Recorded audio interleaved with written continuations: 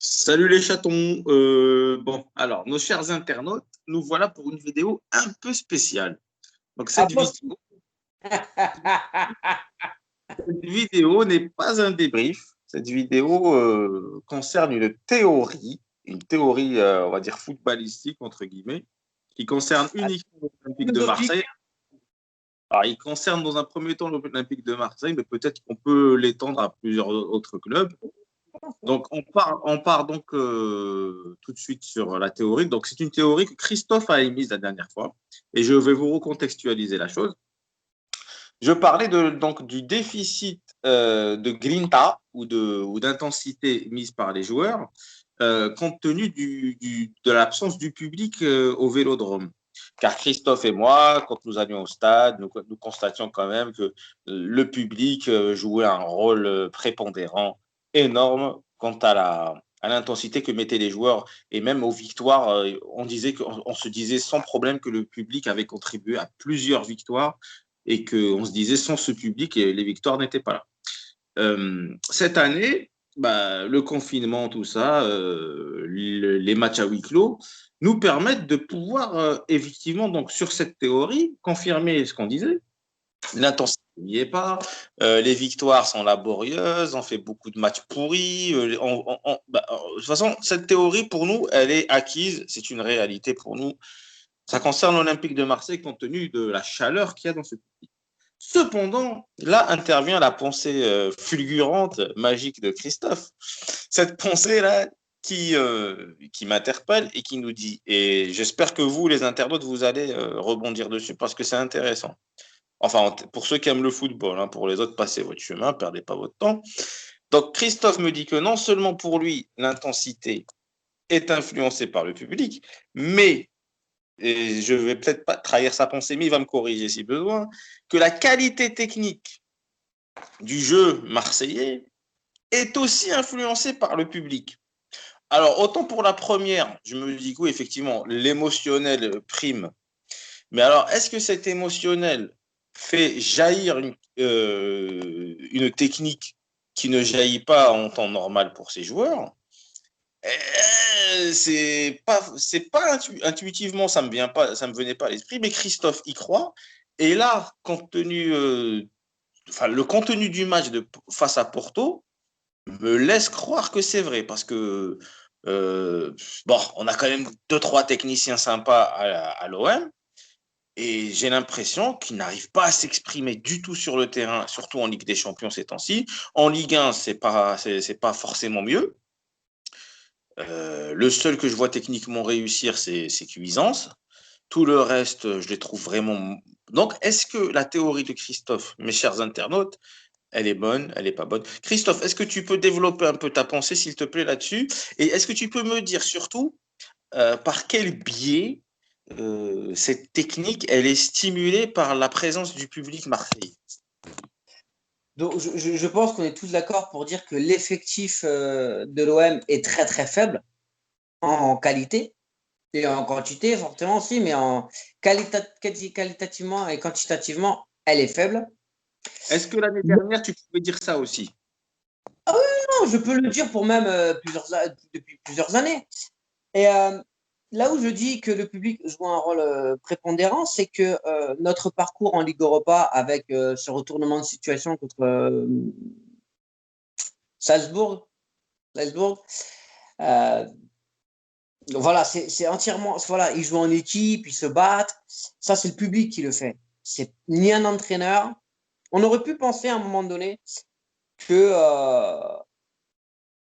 AVB est arrivé, il a amené un souffle nouveau, il joue en équipe grâce aux consignes d'un entraîneur. On se rend compte cette année que c'est là qu'on voit la différence, c'est que le public est là pour leur rappeler le poids du maillot aux joueurs, pour les rappeler à l'ordre tout de suite au Vélodrome, même à l'extérieur, parce qu'on a facile 2, 3 ou 4 000 personnes à l'extérieur. Ils sont partout, ils les suivent. Bref, on est là pour leur rappeler le poids du maillot. Pour leur rappeler quand ils s'amusent à faire des gris-gris, là, je vois contre Porto à essayer de partir seul. On est là pour leur rappeler qu'ils doivent jouer en équipe et que le but ultime, c'est qu'à la fin des 90 minutes, on sorte vainqueur ou du moins on ne sorte pas ridicule. Je pense qu'il est là pour la force du public. Et donc, forcément, tu fais moins le Fangio, tu fais pas le guignol. C'est pas un bonhomme sur le banc qui te dit des trucs. C'est 65 000 qui te font comprendre qu'il faut pas que tu te rates. C'est là où forcément tu te comportes plus en équipe. Et aussi l'équipe, pour faire face à ces 65 000 personnes, 65 000 barjots qui chantent pendant 90 minutes, même au-delà, parce qu'ils chantent bien avant, et ils sont là bien avant, eux aussi doivent se comporter en équipe pour supporter ça. C'est pas un bonhomme qui va supporter toute cette pression. Donc, automatiquement, il y a un esprit de cohésion qui se fait, il y a un esprit d'équipe qui se fait. Tu te bats pour l'autre, pour récupérer le ballon, parce que Et je pense que c'est pas l'entraîneur qui le fait, c'est pas le capitaine ou un joueur emblématique qui le font. C'est vraiment uniquement lié au public, ou du moins à 90% lié au public. On le voit, depuis le début de l'année, c'est de la merde. Il n'y a rien, ni dans le jeu, ni dans l'envie. Comment tu joues la Ligue des Champions ou même des matchs au Vélodrome sans envie? Des matchs contre Saint-Etienne, des matchs contre Lille sans envie. Aucune envie. Tu es là, ouais, même nous, quand tu joues entre potes, on a plus envie que ça de gagner. Donc, le facteur déterminant, le facteur qui manque, le facteur X, c'est le public. Donc, c'est QFD, le public est primordial. À l'OM, du moins, et sûrement dans d'autres clubs, mais je parle que je prêche que pour ma paroisse. Ouais, en fait, pour rebondir sur ce que tu dis, en fait, la qualité technique, donc, effectivement, maintenant que j'y pense, pour avoir joué un peu au ballon, là, comme ça, on sait très bien qu'il y a tu sais, il y a des matchs où tu sens que tu voles, enfin, que tu planes, voilà, que tout te réussit techniquement, tes gestes, tes frappes, tes dribbles, tu sais pas pourquoi. Et il y a des matchs, non. Et effectivement, les matchs où tu as une certaine énergie, mais un type d'énergie un peu particulier, on ne sait pas trop. Bon, moi, je vais pas te mentir, hein. J'ai fait 2 matchs dans ma vie incroyablement techniques. Même moi, j'ai toujours pas saisi comment j'ai pu faire des matchs pareils, tellement ils étaient bons. Le match, c'était le lendemain d'une cuite monumentale. J'avais picolé. Et le lendemain, j'avais une petite gueule de bois. Mon pote est venu me chercher. J'étais parti tel quel, hein. J'étais en débardeur jean basket. On allait faire un match. Et incroyablement, j'avais tout réussi de ma vie. Mais j'avais même, je me rappelle, j'avais marqué un coup franc pleine lucarne, des dribbles, enfin tout. Et je ne sais pas pourquoi. Secondo, mon deuxième match. Non, non, ça, je ne vais pas la raconter. C'est trop intime. Mais bon, bref. Euh, Bref, il y avait quelque chose qui était censé me casser les jambes, mais en fait, non, il m'avait boosté, tu vois. Donc, j'avais une certaine énergie, tu vois. Une certaine énergie que tu n'as pas par l'entraînement, par la stimulation psychologique.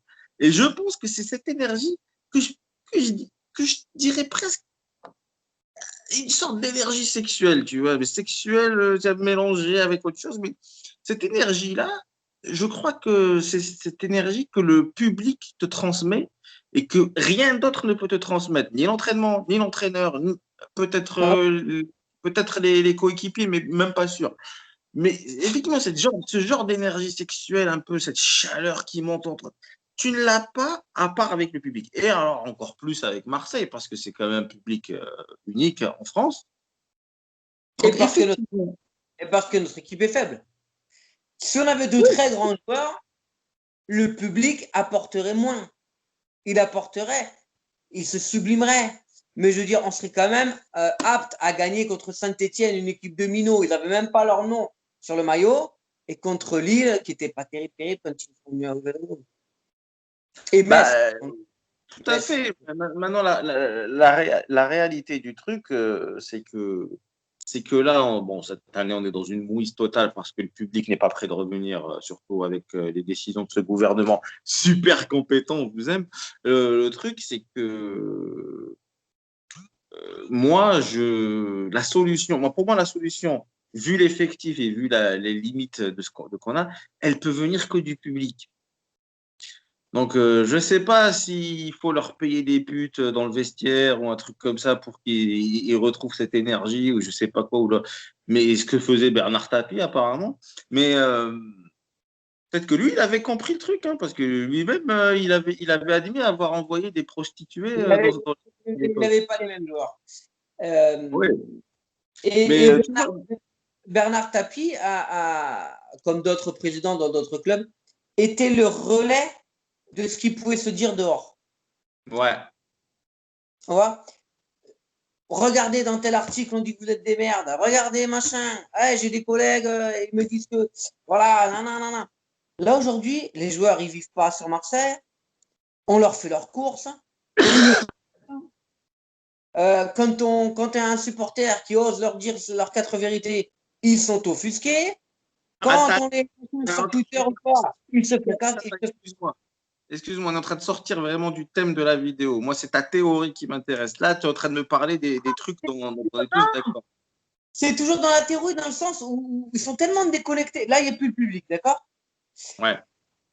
À la rigueur, il n'y aurait plus le public, mais quand ils vont chercher leur baguette de pain, on leur dit: oh, qu'est-ce que tu fais, Benedetto? Lève-toi les fesses. Tu vois, là, ils sont tellement déconnectés. Qu'est-ce qu'ils perdent? Ils perdent le match, ils rentrent chez eux, ils retrouvent Bobonne. À la fin du mois, ils touchent leur salaire. Ça ne change rien. Alors que quand il y a cette pression du public, tu te chies un peu dessus, tu te sors les doigts du cul. Là, il n'y a rien. Il n'y a ni le public, ni dans la rue, ni l'atmosphère sociale, il n'y a rien.